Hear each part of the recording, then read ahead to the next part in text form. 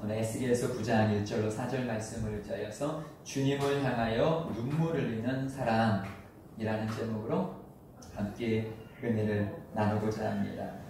본문 말씀으로 보겠습니다. 오늘 본문 말씀은 우리가 지금 새벽 예배를 통해서 에스겔서를 보고 있는데 화요일 새벽에 나눴던 말씀입니다. 오늘 우리가 9장 1절로 4절을 읽었는데요. 8장을 읽어보게 되어지면 이제 이스라엘 땅을 에스겔 선지자를 통하여서 하나님이 쫙 보여줘요. 그런데 에스겔 선지자를 통해서 이스라엘 땅을 보여주니까 이스라엘 땅이 우상으로 득실득실한 거예요. 오히려 제사장들이 그 성전 안에서 우상단지를 붙잡고 우상숭배를 하고 있는 거예요. 우리가 생각하는 것은 그러면 성전 안에 석가모니를 갖다 놨나? 이방 신상을 갖다 놨나? 그것이 아니에요. 그들이 금송아지를 모세가 시내산에 올라갔을 때 금송아지를 만들었죠. 왜 금송아지를 만들었습니까? 하나님은 보이지 아니하니까 보이는 하나님을 만들자. 그리고 애굽에서 있었던 강한 신의 형상이 송아지였기 때문에 금송아지를 만들었던 거죠. 그래놓고 하나님이래. 여러분, 이 십자가는 예수님께서 십자가에 못 박혀 죽으신 나를 위해서 그 피 흘리신 그 은혜의 장소를 우리에게 상징시켜주는 거예요. 그러나 이 십자가 자체가 나를 구원하는 게 아니에요. 여러분이 십자가 목걸이를 갖고 있다라고 예수 잘 믿는 게 아니고 드라큘라가 나타날 때 십자가 딱 내놓으면 드라큘라가 사라지고 그게 아니에요. 그렇다면 그게 우상인 거예요. 바로 예루살렘의 그런 우상. 그냥 회개는 없고 단지 하나님이 이 나라를 지켜주실 것이다. 그런데 하나님은 우리나라를 지켜주시지 않는 거 보니까 하나님만 의지하지 말고 우리 바벨론에 있는 그 신들도 같이 의지하자. 그러면 그 당시 오늘 새벽에도 말씀드렸지만 그 당시에 사람들이 갖고 있는 것 중에서 가장 힘 있는 신은 어떤 신이냐? 전쟁을 이기게 하는 신. 근데 지금 바벨론은 지금 북유다도 다 멸망시키고 남유다도 지금 멸망시키려고 여기까지 왔다라면 거기서 섬기는 신은 대단한 신이다. 그들이 그렇게 생각하는 거예요. 그러면서 하나님은 버리지 않았지만 여기는 하나님을 이렇게 딱 성전에서 하나님 해놓고 바벨 신이요 도와주세요. 같이 그렇게 하고 있는 거예요. 그것을 하나님이 보실 때 이것은 도저히 내가 참을 수 없다. 그러면서 에스겔서 오늘 우리가 본문 읽었던 바로 앞절에 보게 되어지면 8장 18절 말씀이요. 우리 함께 읽습니다. 시작. 그러므로 나도 분노로 감사 불쌍히 여기지 아니하며 긍휼을 베풀지도 아니하리니 그들이 큰 소리로 내 귀에 부르짖을지라도 내가 듣지 아니하리라. 예, 하나님이 분노하셨어요. 그건 아니다. 그래서 이제 그들이 나에게 막 큰 소리로 도와달라고 해도 내가 듣지 않겠다라고 말씀하시면서 오늘 9장에서는 이제 그 일을 인하여서 하나님 심판하시겠다라고 말씀하셔요.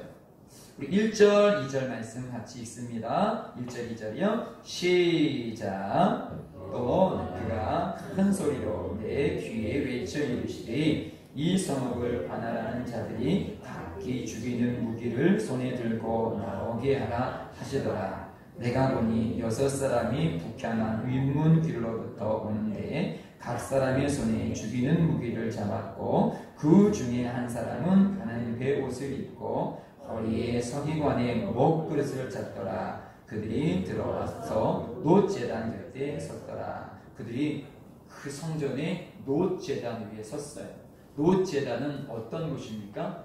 양을 잡아서 거기서 피를 흘리게 하는 그곳이 놋제단, 번제를 드리는 곳, 피 흘리는 그곳에 지금 천사들이 섰어요. 그리고 한 천사는 목그릇을 갖고 있습니다. 이 놋제단은 예수 그리스도의 십자가의 보혈의 피를 말씀하고 계셔요.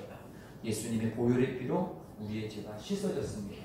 그러나 반대로 예수의 보혈의 피로 죄 씻음 받지 아니한 사람은 바로 심판의 장소가 이 놋제단인 것이에요.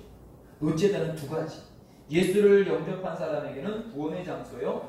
예수를 영접하지 않는 사람은 심판의 자리예요.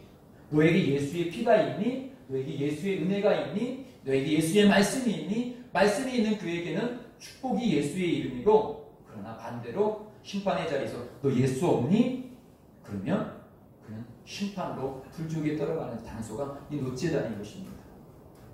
3절, 4절 말씀이요. 시작. 구르베에 머물러 있던 이스라엘 하나님의 영광이 성문방에 이르더니 여호와께서 그 가는 베옷을 입고 서기관의 먹그릇을 찬 사람을 불러 여호와께서 이르시되 너는 예루살렘 성읍 중에 순행하여 그 가운데서 행하는 모든 가증한 일로 말미암아 탄식하며 우는 자의 이마에 표를 그리라 하시고. 그런데요, 그 먹그릇을 갖고 있는 그 천사에게 명령하십니다. 뭐라고 명령하냐? 여호와께서 이르시되 4절에 너는 예루살렘 성 중에 순행하여 쭉 살펴봅니다. 그 가운데서 행하는 모든 가증한 일로 말미암아. 그죠? 지금 하나님께서 심판을 하는 이유는 다 가증한 거예요. 사람들이 다 자기 욕심으로 자기 신을 가지고 이스라엘 백성이라고 말을 하면서도 불구하고 자기 욕심으로 살아가요. 교회는 다니고 있지만 예수를 믿는다고 하지만 다 자기 욕심대로만, 자기 감정대로만, 자기 생각대로만 믿고 있어요. 하나님께서 분노하시는 거예요. 그런데 그걸로 탄식하고 있는데, 그런데 그것으로 인하여 탄식하며 우는 자의 이마에 표를 그리다. 하나님도 탄식하는데 하나님의 마음으로 탄식하는 사람이 있는 거예요. 하나님, 이게 아닌데요. 우리 교회가 갈 길이 이게 아닌데요. 우리 민족의 교회들이 갈 길이 이게 아닌데요. 우리 한국 정부가 지금 내려야 될 시책이 이런 시책이 아닌데요. 왜 이럴까요? 하면서 이것으로 인하여서 하나님의 마음으로 울고 있는 사람들을 표시하는 거예요. 하나님께서 울고 있는 사람을 찾고 계시는 거예요. 누가 울고 있을까? 그냥 감정이 그냥 슬퍼서가 아니라 하나님의 마음으로, 하나님, 이 민족이 이렇게 해서는 안 돼요. 우리 남편이 이렇게 살아서는 안 돼요. 우리 아내가 이렇게 살아서는 안 돼요. 인간적인 애정이 아니라 영적으로, 신앙적으로, 믿음적으로, 말씀적으로 우는 사람, 그 사람을 찾아라 라고 말씀하고 있습니다. 그리고 그 사람을 찾아서 어떻게 하느냐? 이마에 표를 그리라. 이 표가 보일까요? 보이는 표가 아니에요. 하나님께서 영적으로 딱 표시해 놓은 거예요. 근데 왜 이마일까요? 화요일 날도 말씀드렸죠? 왜 이마일까요? 우리 계시록 말씀을 먼저 한번 읽어볼까요? 계시록 14장 1절 말씀이요. 시작. 또 내가 보니 보라, 어린 양이 시온산에 섰고 그와 함께 14만 4천이 서 있는데 그들의 이마에는 어린 양의 이름과 그 아버지의 이름을 쓴 것이 있더라. 뭐가 있습니다? 뭐가 있습니까? 어디에? 이마에. 지금 PPT에는 안 띄워졌는데요. 요한계시록 20장 4절부터 제가 읽겠습니다. 또 내가 보좌들을 보니 거기에 앉은 자들이 있어 심판하는 권세를 받았더라. 또 내가 보니 예수를 증언함과 하나님의 말씀 때문에 목배임을 당한 자들의 영혼들과 또 짐승과 그의 우상에게 경배하지 아니하고 그들의 이마와 손에 그의 표를 받지 아니한 자들이 살아서 그리스도와 더불어 1000년 동안 왕 노릇하느니. 보니까요, 원수도 마귀도 이마에 표를 한대요. 근데 여기에 보니까 하나님의 천사도 이마에 표를 한대요. 둘 다 이마에 표를 하네요. 무엇입니까? 저처럼 주름을 다 짙게 만들 건가요? 네.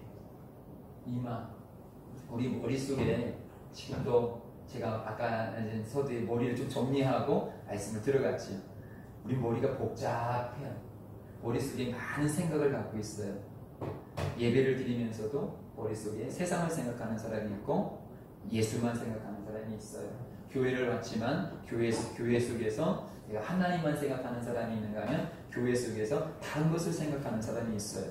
똑같이 예수님을 따라가는 12제자였지만 가룟 유다의 생각 속에는, 머릿속에는 예수 팔 생각으로 가득 차 있어요. 예수님께서 그 생각을 저지해야 했지만 그 생각을 멈추지 못하고 결국은 그 생각대로 예수님을 팔았어요. 즉 머리에 표를 한다는 것은 머릿속에서 무슨 생각을 하고 있는가. 지금 애통하면서 눈물을 흘리고 있는 그 사람들은 머릿속에서 하나님 생각을 하는 거예요. 머릿속에 하나님으로 가득 차 있는 거예요. 그 하나님으로 가득 찬 사람들이 결국은 구원받는 거예요. 반대로 이 머릿속에서 세상으로 가득 찬 사람, 이 사람은 그 구원의 지혜가 되어지는 거예요. 하나님은 우리의 겉모습을 보고 예배당에 왔느니 안 왔느니 이것을 보는 것이 아니라 내 머릿속에, 내 생각 속에 무엇이 있느냐. 겉으로는 아무리 사랑한다고 해도 내 생각 속에서 계산이 있다라면, 세상적인 계산이 있다라면, 미움이 있다라면, 원망이 있다라면 하나님은 아셔요. 아, 이건 내 사람이 아니구나. 하나님이 지금 찾고 있는 사람은 하나님의 심정으로, 하나님의 생각으로 가득 차여서 울고 있는 사람이에요. 저는 화요일날 이 말씀을 묵상하면서 큰 은혜를 받은 것이 무엇이냐면, 오늘 본문에 다른 이유가 하나도 없어요. 이 사람이 성전에서 열심을 했느냐, 직분이 있느냐, 제사장이냐, 여자냐, 남자냐, 어린아이냐, 노인이냐, 이거 전혀 없어요. 단지 애통하는 마음으로 하나님의 심정으로 울고 있는 사람. 하나님께서 그 사람을 찾고 있어요. 오늘 여기에 있는 우리들도 어린이부터 시작해서 우리 장로님, 노인에 이르기까지 우리의 생각 속에 지금 무엇이 있습니까?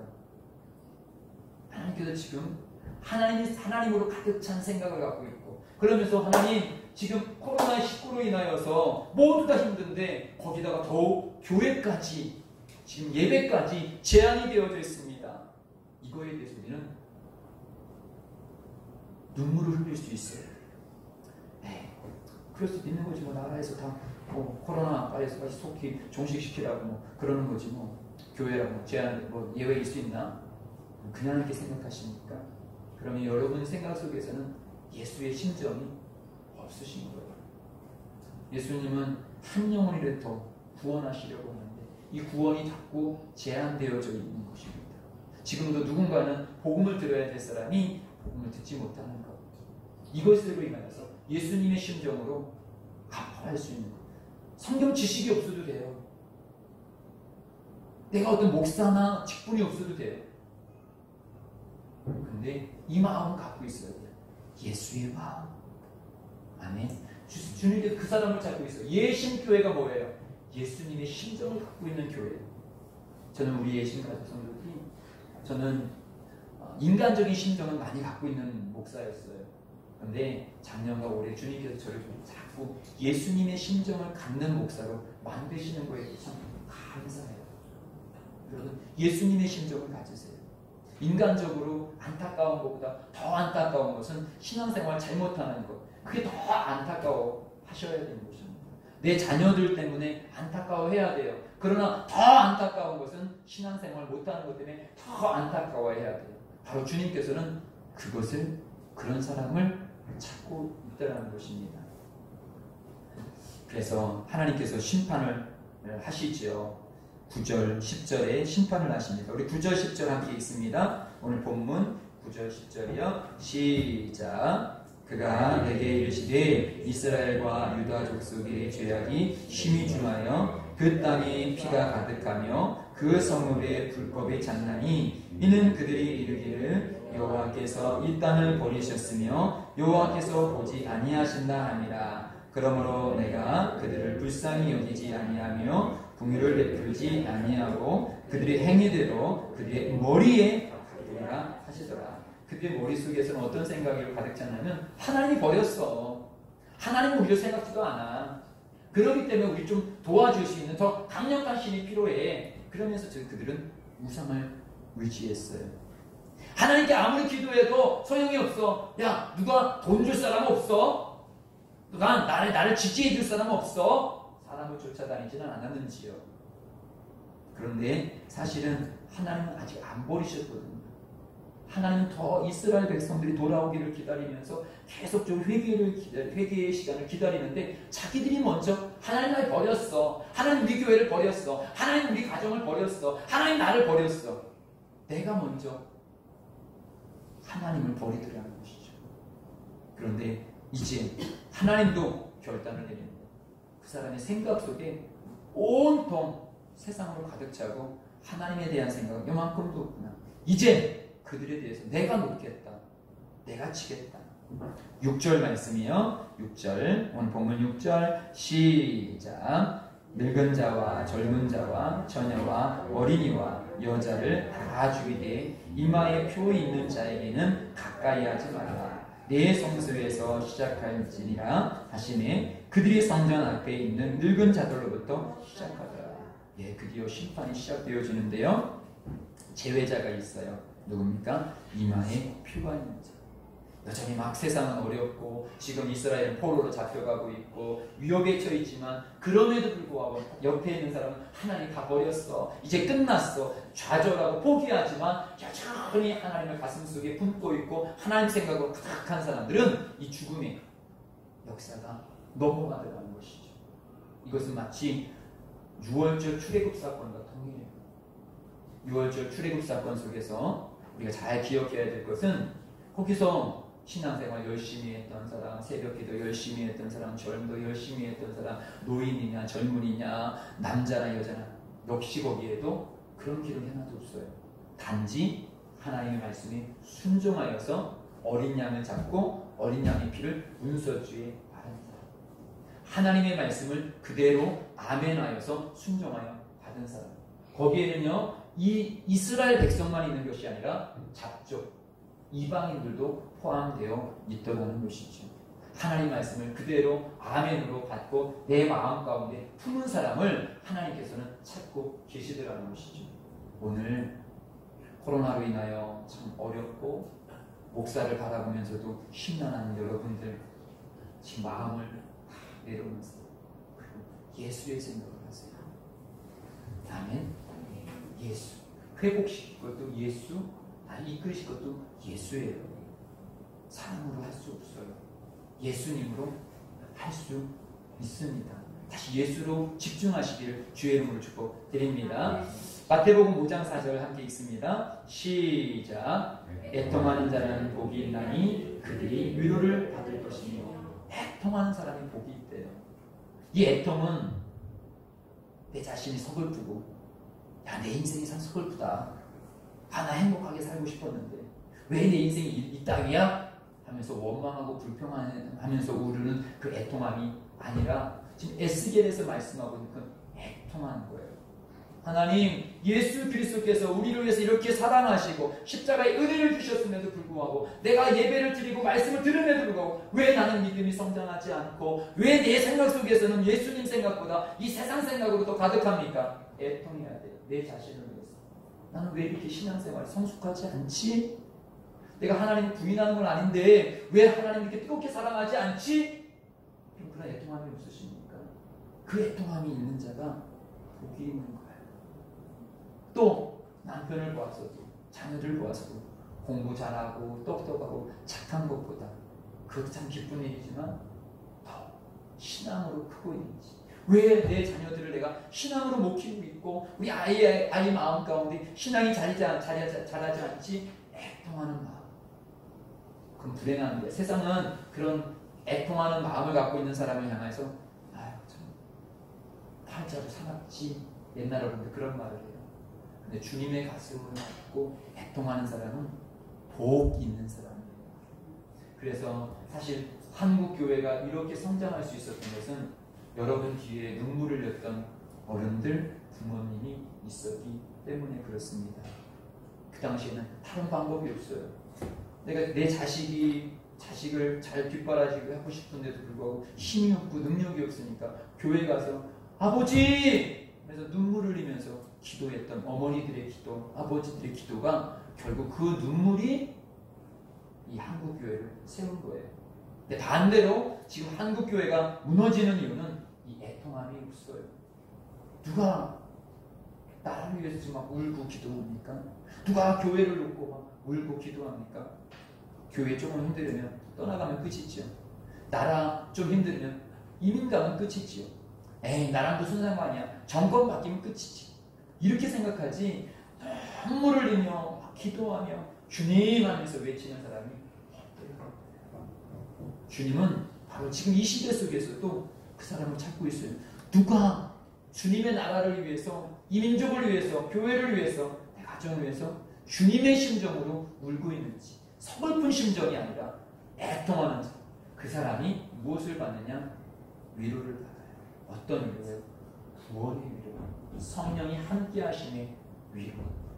아멘. 그 위로가 여러분에게 있기를 주님의 이름으로 축복드립니다. 히브리서 12장 4절 함께 있습니다. 시작. 너희가 죄와 싸우되 아직 피 흘리기까지는 대항하지 아니하고. 여러분의 그 자꾸 죄를 짓는 그거랑 싸워보셨습니까? 아내랑은 싸우고 남편이랑 싸우는데 내 속에서 이 미움의 감정이랑은 싸워보셨습니까? 왜 하나님께서 내게 짝 쥐어진 자로 미워하지? 왜 하나님께서 내게 맡겨진 내 아이들을 내가 미워하지? 여러분, 이거와 싸워야 됩니다. 내 몸된 교회를 향하여서 내가 왜 미워하지? 이거와 싸워야 되는데, 그것도 피 흘리기까지. 이 미움이 사라질 때까지 저 기도합니다. 금식합니다. 여러분 그래 보셨습니까? 그런데 가정에서나 또 한국 교회에 보면 자기 뜻에 맞지 않으면 목사랑도 싸우고 성도랑도 싸우고 이거 이렇게 해야 돼! 목사님들도 서로 그렇잖아요. 가정에서도 서로 부부가 그렇잖아요. 어떤 데는 즐겁게 여행을 막 계획하다가 또 여기로 가자 저기로 가자. 아니 여기 내가 이렇게 계획했잖아. 뭐야? 그 목소리 높여 싸우고. 정말 싸울 것은 내 속에 있는 이 불신앙. 주님께서 순종하라고 했는데, 주님께서 사랑하라고 했는데, 주님께서 예배하라고 했는데, 주님께서 축복하라고 했는데, 왜 내 가슴 속에서는 그것이 일어나지 않지? 애절하게 싸워야 돼. 이것은 뭐 싸워? 기도로 싸워야 돼요. 예배로 싸워야 돼요. 근데 우리는 그렇지 않잖아요. 방치하잖아요. 네가 회개하고 돌아올 때까지 내가 뭐 지켜볼게. 아닙니다. 내 속에서 이런 미움과 원망이 사라지기를 피 흘리기까지 싸우셔야 주님, 절대 미움이 남아서는 안 됩니다. 원망이 남아서는 안 됩니다. 그래서요, 저는 이 나라와 민족을 위해서도 마찬가지예요. 정치인들이 하는 거 보면 저 너무 화가 나요. 그런데 그때마다 저는 싸우는 게 있어요. 주님, 저 정치인들을 미워해서는 안 됩니다. 불쌍히 여길 수 있는 마음을 주세요. 저 사람이 저렇게 하다가 하나님의 심판을 어찌 받으려고 저럽니까? 불쌍히. 우리 마음속에 품어야 될 건 이거예요. 같이 막 동성애 반대! 분명히 반대해야 돼요. 막 목숨 걸고 반대해야 합니다. 그런데 막 반대하며 싸우다가 그쪽 사람들 막 미워하고 막 때리고 폭력한다라면 이미 내가 진 거예요. 만약에 그 법이 통과가 되지 않아도 내 마음속에 미움이 생산되었다면 이미 난 진 겁니다. 마귀가 원하는 건 사실 그거예요. 너 가서 미워해라. 원망하라. 싸우라. 분노하라. 우리는 그것과 싸우는 것입니다. 아멘. 말씀을 또 읽어요. 시편 34편 18절이요. 시작. 여호와는 마음이 상한 자를 가까이 하시고 중심으로 통회하는 자를 구원하시는도다. 어떤 사람을 주님께서 지금 구원하십니까? 중심이 통회한 그 마음이 주님으로 인하여서 정말 안타까워하는, 주님이 십자가상 속에서 그 밑에 있는 사람들을 보면서 안타까운, 하나님이여 아버지여 저들이 하는 죄를 알지 못합니다 라는 그 안타까움으로 통회하는 사람, 눈물을 흘리면서 안타까워 기도하는 사람이 결국 하나님의 구원에 이른다. 자기 자신이 변화되지 아니하는, 여전히 죄의 속성 속에서 죄와 더불어 싸고 있는 이 모습을 향하여서 통회하는 사람을 향하여서 그 사람의 구원을, 오늘 에스겔이 그걸 보고 있는 거예요. 누가 그렇게 통행하고 있는지 그 사람을 찾고 있어요. 이사야 57장 15절 함께 있습니다. 시작. 지극히 존귀하여 영원히 거하며 거룩하다 이름하는 이가 이와 같이 말씀하시되 내가 높고 거룩한 곳에 있으며 또한 통회하고 마음이 겸손한 자와 함께 있나니 이는 겸손한 자의 영을 소생시키며 통회하는 자의 마음을 소생시키려 합니다. 예, 통회하는 사람, 통곡하며 기도하는 사람을 다시 주님께서 복 주시고 회복시켜 주셔서 그를 통해서 일하신다. 에스겔에서도 마찬가지예요. 다 주님께서 멸하시는데 그 통회하는 사람, 아니 저 사람은 건들지 마. 저 사람을 통해서 내가 일해야 되니까 저 사람은 건들지 마. 여러분들이 하나님 건드시지 아니하시는 분, 한국 땅이, 이 교회가 유지되어야 될 근거가 되어지는 통회하시는 성도가 되시기를 주님의 이름으로 축복드립니다. 눈물의 기도를 하고 있는 그곳은 절대 무너지지 않아요. 계시록 21장 4절이요. 시작. 모든 눈물을 그 눈에서 닦아주시니 다시는 사망이 없고 애통하는 것이나 곡하는 것이나 아픈 것이 다시 있지 아니하리니 전 것들이 다 지나갔으리라. 여러분, 이건 천국에서 주님께서 제일 천국에 일성이 있었을 때 하는 일 중에 하나가 뭐냐면 이 땅에서 애통의 눈물, 서글픈 눈물 아니에요. 분명히 기억하셔야 돼요. 주를 위해서 애통의 눈물을 흘렸던 그 사람들 눈물 닦아주신대요. 주님 아셔요, 여러분. 여러분 혼자 억울한 거 없어요. 내 팔자 아니에요. 하나님의 은혜의 길이에요. 그래, 이 길이 좁은 길이에요. 여러분 너무 내 자신의 인생에 대해서 서글퍼하지 마세요. 오늘도 우리가 지금 예수 안에 있다는 것이 너무도 감사한 것입니다. 아멘. 이제 말씀을 마무리해야 되겠네요. 두 말씀만 보고 마무리할게요. 먼저 우리 히스기야를 한번 볼게요.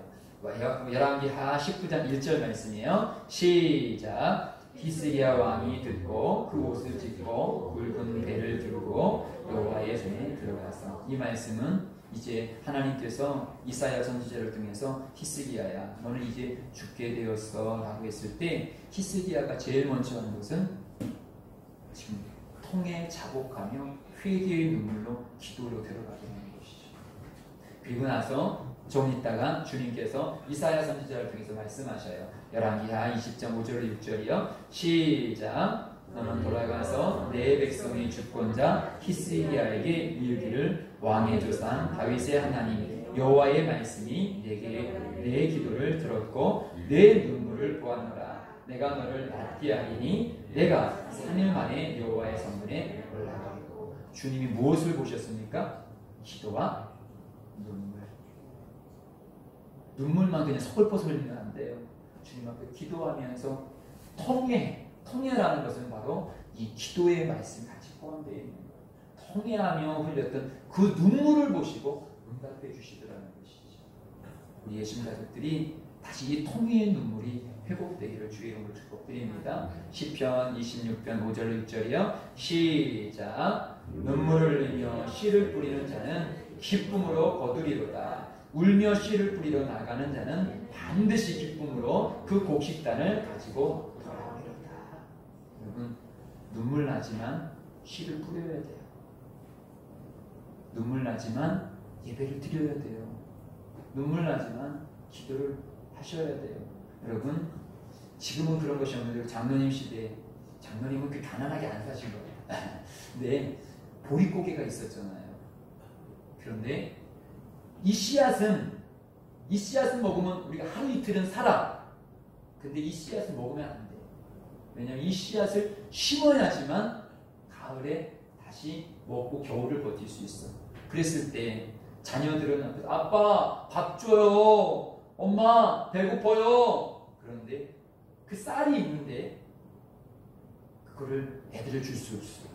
농부는 그 쌀을 가지고 그 벼를 가지고 논으로 가요. 뿌려. 애들이 보여. 그 애들한테 오늘 밥 해주면 애들이 오늘 즐거울 텐데 그렇게 뿌려. 눈물을 흘려요. 왜 뿌립니까? 가을에 추수를 위해서. 오늘도 우리는 내가 이렇게 신앙생활 하지 않고 코로나 속에서 여러 가지 속에서 또 내 가정의 어려움 속에서 도피할 수 있어요. 도피하면 더 편할 수도 있어요. 뿌리지 아니하고 먹으면 그 시간 배부를 수 있어요. 그러나 다음이 보장되지 않아요. 박원순 시장이 자살했지요. 자살함으로 인해서 그 성추행이라는 건 다 덮어졌기 때문에 편할 수 있어요. 그러면서 뭐 서울시 장례로 이렇게 다 하니까 막 추앙을 받을 수 있어요. 그러나 남겨진 가족들과 그로 인해서 아파할 사람들은 너무도 많아요. 무책임이에요. 아파도 해결할 건 해결해야지. 그것이 책임 있는 사람의 모습인 것입니다. 대통령감이라고 일컬었던 그런 분이라면, 서울시를 10년 동안 시정했던 그런 분이라면, 또 많은 인권 변호로 사람들을 정말 도와줬던 사람이라면, 내가 비록 실수했건 뭐했건 그 부분 죄값을 받더라도 떳떳이 서야 되는 것이, 그것이 성숙한 성인의 모습이고 또 신앙인은 더 그래요.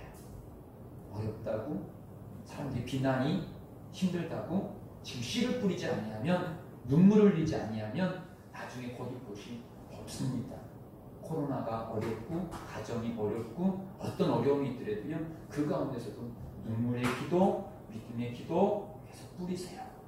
그리고 그날 반드시 울며 씨를 뿌리러 나가는 자에게는 반드시 기쁨으로 달을 거두는 날이 있어요. 아까 방금 전에 읽었던 요한계시록, 주님께서 눈물을 흘리면서 위로하시는 그날이 있습니다.